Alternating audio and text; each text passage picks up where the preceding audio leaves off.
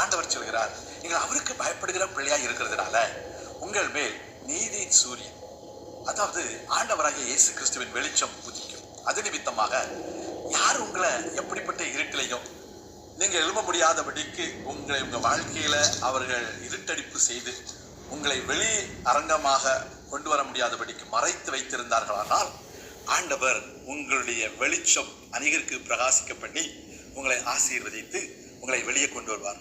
அப்ப சொல்லுவீங்க, ஆண்டவர் என்னை அதிகமாக ஆசீர்வதித்தார். எல்லாரும் கேட்பாங்க, நீங்க எவ்வளவு நாள் எப்படி இருந்தீங்க, எங்க இருந்தீங்க, உங்களுக்கு இவ்வளவு தாளந்து இருக்குதே, உங்களுக்கு இவ்வளவு ஆசீர்வாதமான செயல்கள் செய்கிறீங்களே, ஆனா எங்க தான் போயிருந்தீங்களோ தெரியலையே அப்படின்னு கேட்பாங்க. அந்த அளவுக்கு கர்த்தர் உங்களை ஆசீர்வதிப்பார். கர்த்தருடைய பிரகாசம் உங்கள் மேல் உண்டாகும். நீங்கள் ஆரோக்கியமா இருப்பீங்க.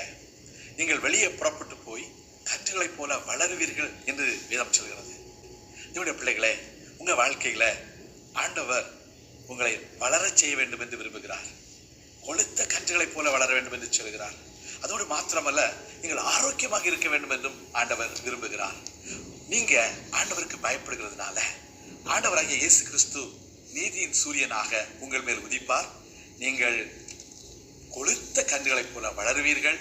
உங்கள் வாழ்க்கையிலே ஆரோக்கியமும் சுகமும் சௌக்கியமும் எப்பொழுதும் உண்டாயிருக்கும்.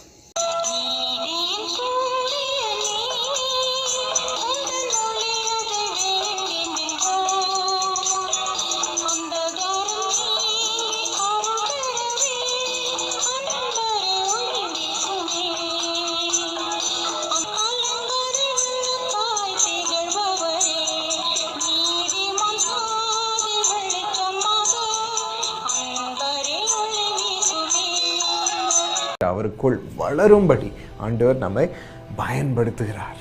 ஆவிக்குரிய குணத்தையும் ஆண்டவர் மறுரூபப்படுத்தி அவரை போலவே நாம் தோற்றம் அளிக்கும்படி செய்கிறார். அன்பு நமக்குள்ள வருகிற சந்தோஷம், சமாதானம், பொறுமை, இந்த நற்குணங்கள் எல்லாம் நம் இருதயத்தை நிரப்புகிறது, நம்மை மாற்றுகிறது.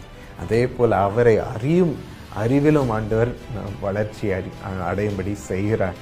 வேதத்தை வாசித்து ஆண்டவரை பற்றி அறிந்து கொள்ளும்படியும், இன்னும் வாழ்க்கையின் சம்பவங்களுக்குள்ள ஆண்டவர் நம்மை நடத்தி அவரை பற்றி அறிந்து கொள்ளும்படியாகவும் ஆண்டவர் ஒரு இணைப்பை நமக்கு கொண்டு வருகிறார். ஆம், இன்று நிச்சயமாக ஆண்டவருக்குள் வளர இப்படி ஆவிக்குரிய வல்லமையும் கொடுத்து ஆவிக்குரிய கனிகளை கொடுத்து அவரை அறியும் அறிவிலும் பெருக்கத்தை ஆண்டவர் கொடுக்கிறார். பிரியமானவர்களே,